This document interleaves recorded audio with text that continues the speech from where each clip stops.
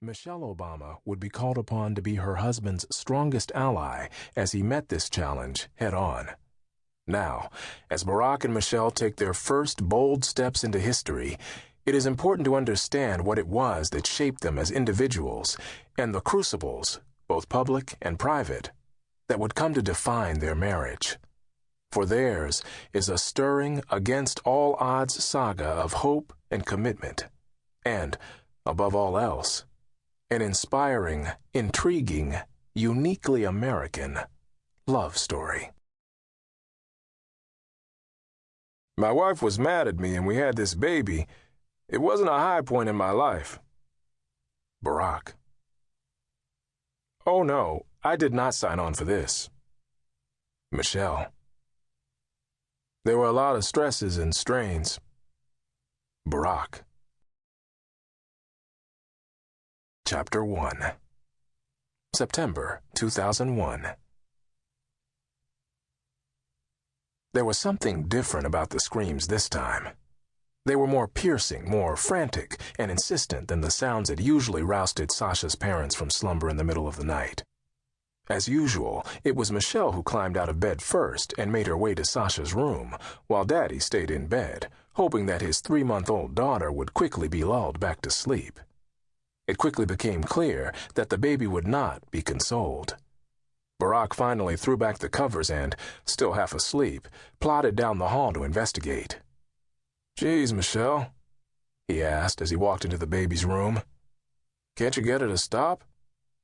Michelle, who stood by the crib gently cradling Sasha, whirled around and shot her husband a withering glance.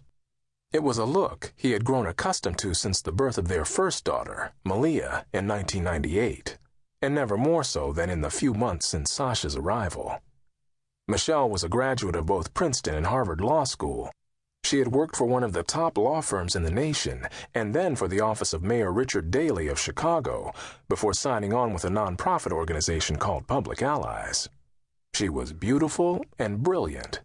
And yet, like so many other young working mothers, she was the one who was expected to bear most of the parenting burden. In truth, Michelle's anger had reached the boiling point a year earlier, after Barack overrode her strong objections and ran in the Democratic primary against popular 4-term incumbent Congressman Bobby Rush. Obama had been elected in 1996 to represent Chicago's gentrified, racially integrated Hyde Park neighborhood in the Illinois State Senate, a feat he accomplished by using legal challenges to keep his rivals off the ballot and then running unopposed. After 3 years, he was impatient to move on and felt confident he could unseat Rush. A Chicago native, Michelle knew then what lay in store for her husband. She warned him that he was not ready to challenge Rush, a founder of the Illinois Black Panther Party who had earned respectability as an alderman and ward committeeman before being elected to the U.S. House of Representatives. Barack, a lecturer at the University of Chicago Law School, had a white mother, an Ivy League education, and no roots in Chicago's black community.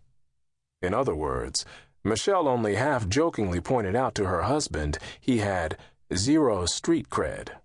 Barack's colleague in the state Senate, Don Trotter, was even more blunt. Obama, he said, was a white man in blackface. There are those in our community who simply do not see him as one of us. The grueling campaign had meant long absences from the family, but Barack did what he could to placate Michelle. In the middle of the congressional primary campaign, Barack kept his promise to take Michelle and then 18-month-old Malia to spend the holidays with his grandparents in Hawaii. When Illinois Governor George Ryan begged him to return for a key vote to make illegal gun possession a felony, Barack reluctantly broached the subject with Michelle. Malia had come down with a cold, and Michelle worried about subjecting the ailing toddler to a long flight. "We're not going anywhere," she told him. "But," she added icily, "you just do what you have to do." Barack got the message. Unwilling to further anger his wife, he refused to return to Illinois for the crucial gun control vote. Rush, whose 29-year-old son had been shot to death on the South Side not long before, hammered away at his opponent's unwillingness to interrupt his vacation to cast a vote that would save young black lives.